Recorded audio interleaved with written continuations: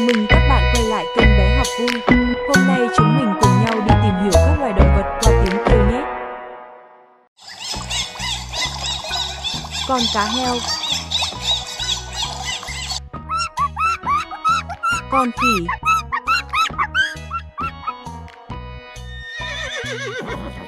con ngựa vằn, con kền kền, con thỏ, con chó, con mèo,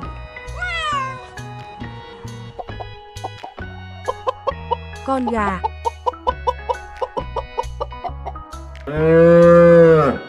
con trâu,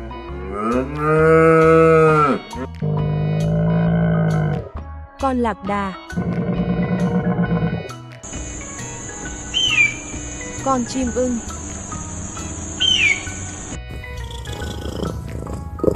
gấu trúc đỏ, con bò,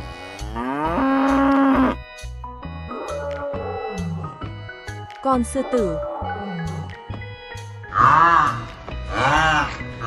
con tê giác, con cừu, con dê,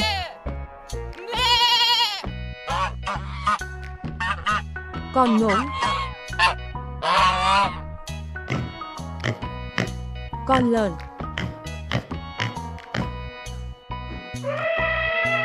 con voi,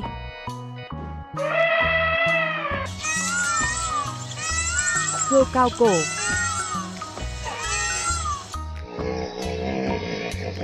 con hà mã,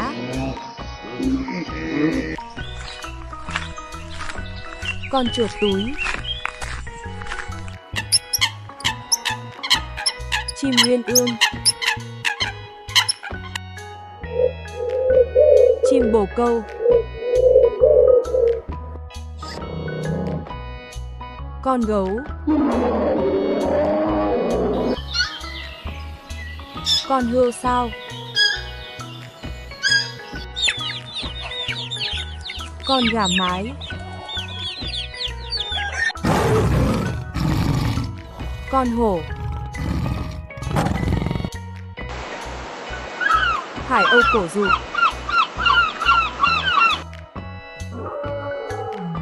con sư tử, con lừa,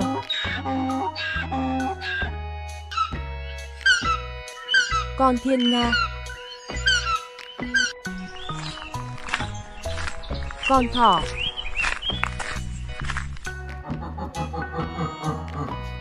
con nai, con vịt,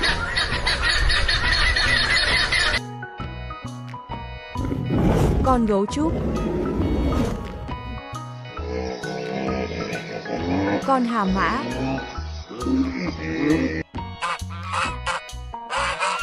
con ngỗng, con voi,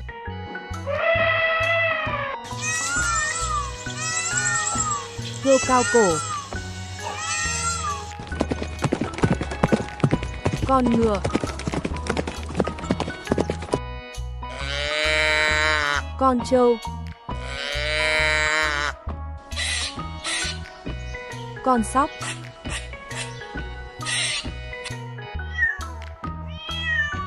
con mèo, con chuột lang,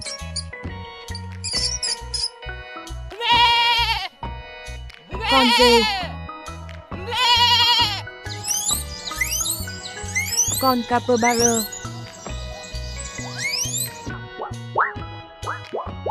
con vượn cáo, chú gà con,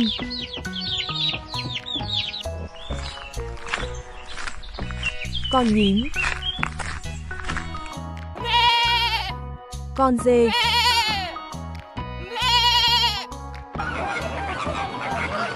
Con hồng hạc.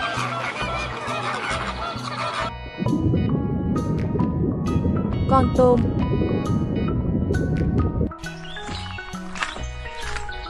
Con thỏ.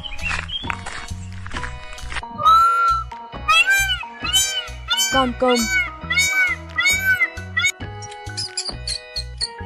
Con trồn đất. Con tê giác.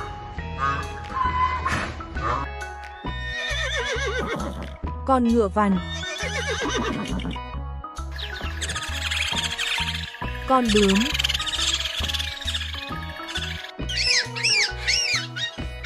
Con vẹt.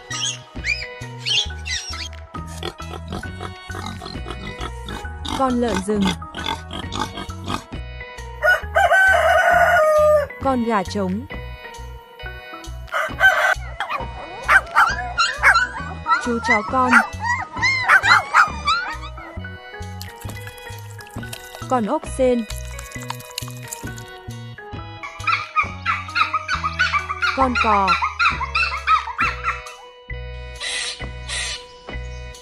Con sóc.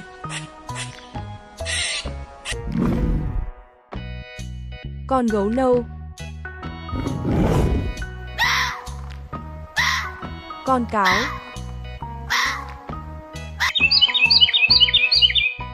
Chim tào mào. Con cá coi.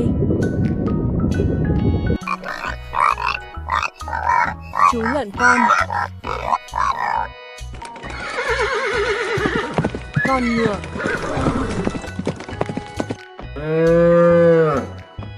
Con trâu.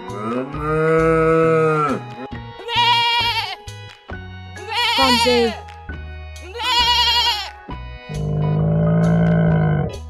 Con lạc đà. Con chuột túi. Con ngan.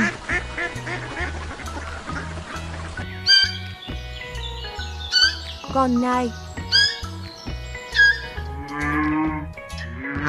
Con tuần lộc.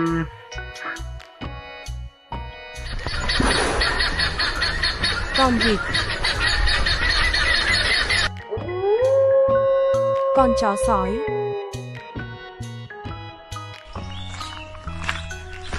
Con thỏ.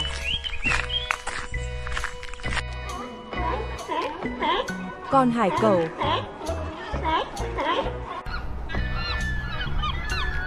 Con hải âu. Con mèo. Con ngựa.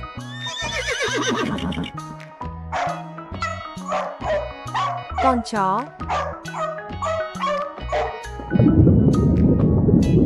Chú rùa con. Con chuột.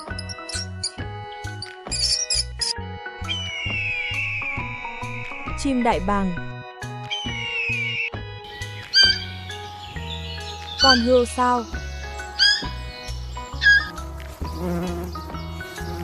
Con ong. Con gấu trúc.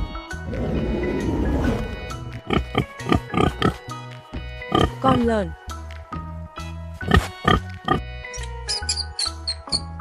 Con chuột lang. Con khỉ.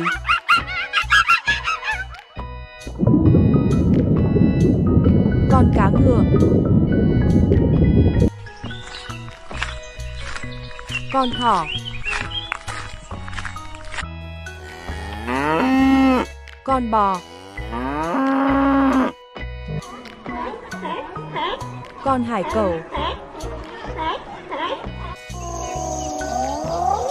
Con linh cẩu. Con chuồn chuồn. Con ếch.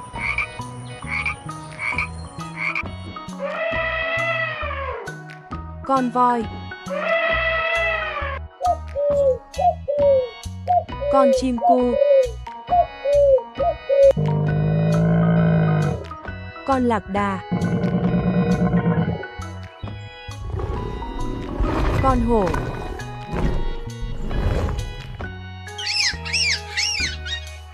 Con vẹt. Con sư tử.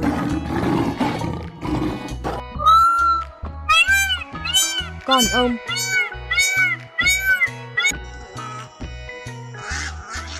Con cò.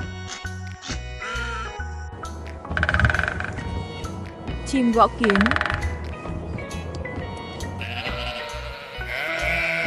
Con cừu. Con mèo. Chim hồng hạc. Con hươu sao. Con chuột túi.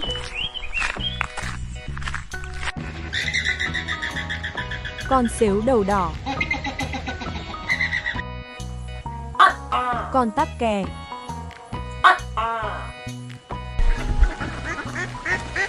Con ngan. Con lạc đà.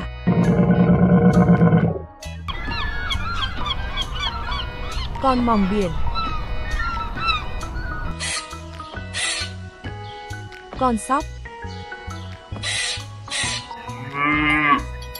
Con bò.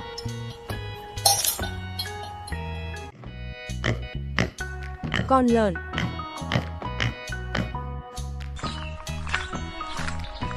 Con thỏ.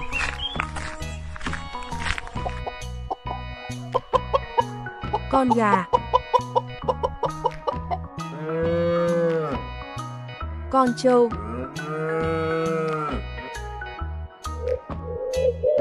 Chim bồ câu.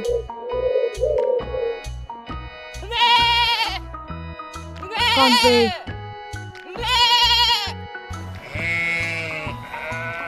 Con cừu.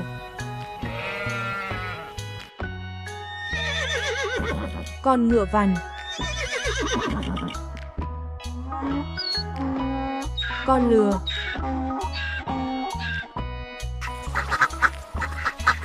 Chú vịt con. Con thiên nga.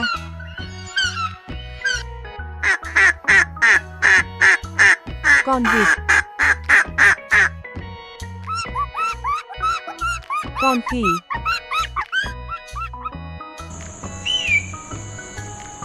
Con chim ưng. Con ngai.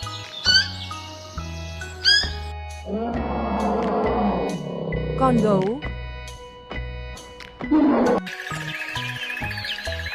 Chuồn chuồn ếch.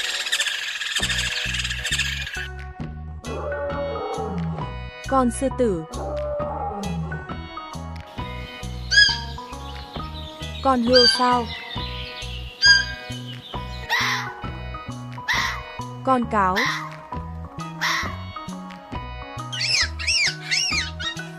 Con vẹt.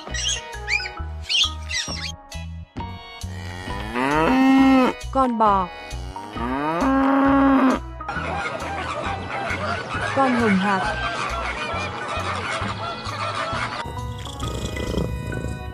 Sư tử con.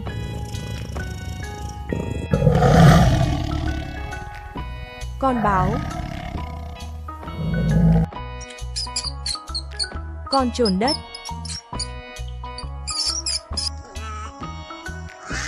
Con cò.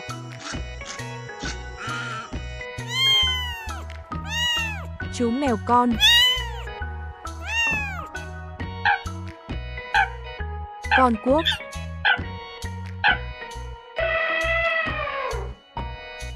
Con voi. Con ngựa.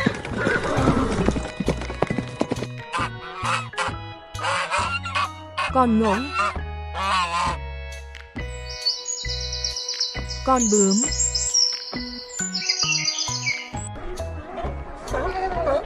Con hải cẩu.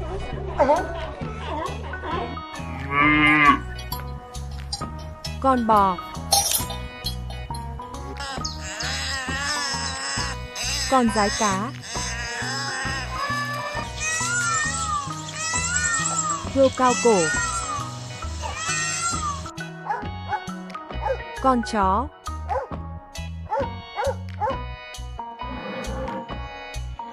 Con nai sừng. Con cá cảnh. Con hươu.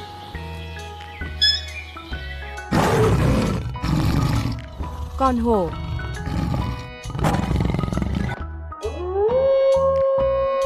Con chó sói. Chim tào mào. Con ngan.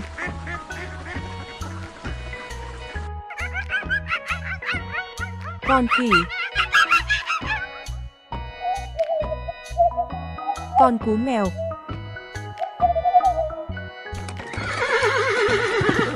Con ngựa vằn. Con trâu.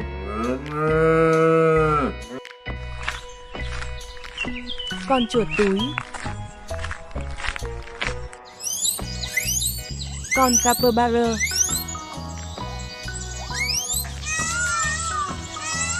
Con hươu cao cổ. Con khỉ.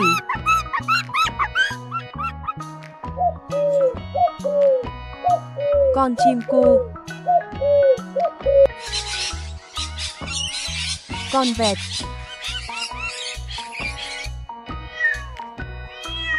Con mèo.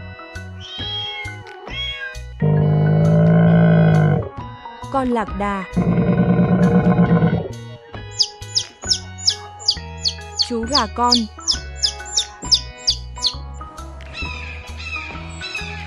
Con chim cắt. Con gấu trúc. Con gà.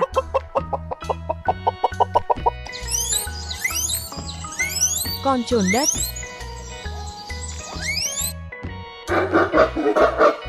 Con tinh tinh. Con chuột. Con vượn cáo. Con ngựa.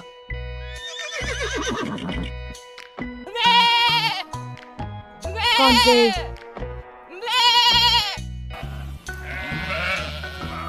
Con cừu.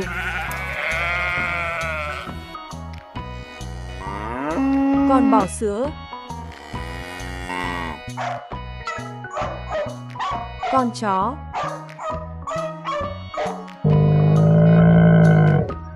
Con lạc đà. Con gấu. Con voi.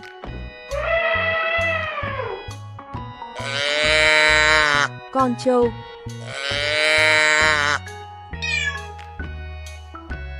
Con mèo.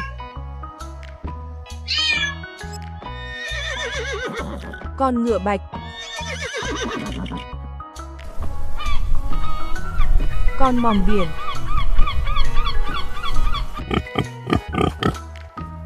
Con lợn.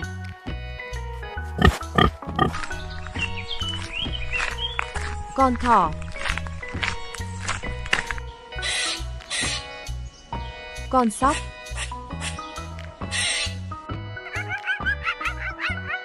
Con khỉ.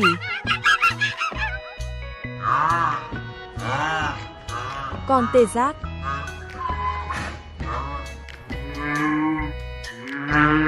Con tuần lộc.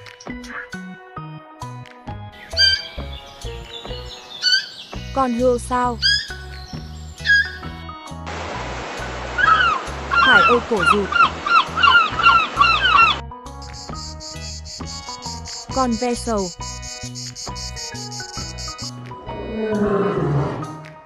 Con sư tử.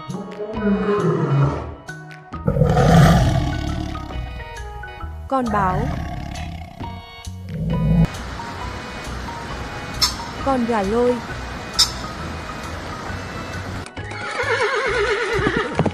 Con ngựa.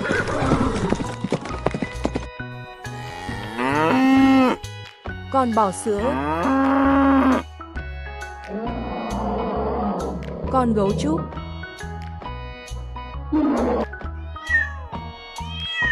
Con mèo. Con sóc. Con cá coi.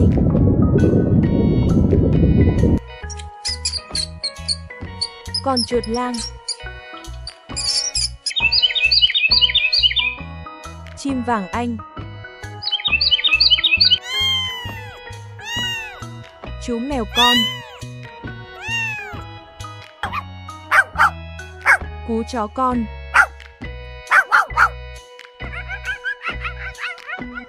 Con khỉ.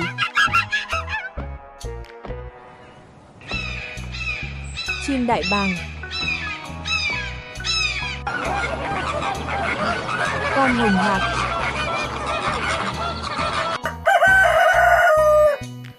Con gà trống. Con tê giác. Con voi. Con cá ngựa. Hươu cao cổ. Chú ngỗng con.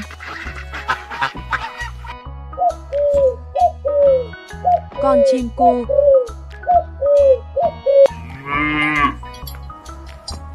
Con bò. Con dái cá.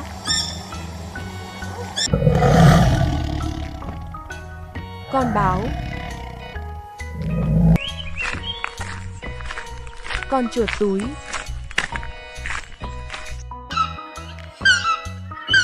Con thiên nga. Con khỉ. Chú rùa con. Con tắc kè.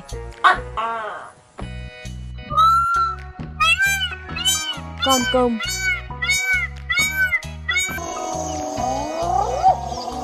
Con linh miêu. Con hổ.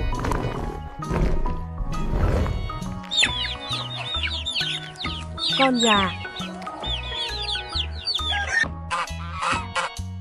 Con ngỗng.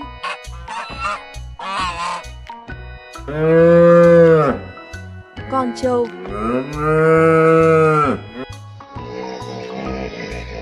Con hà mã.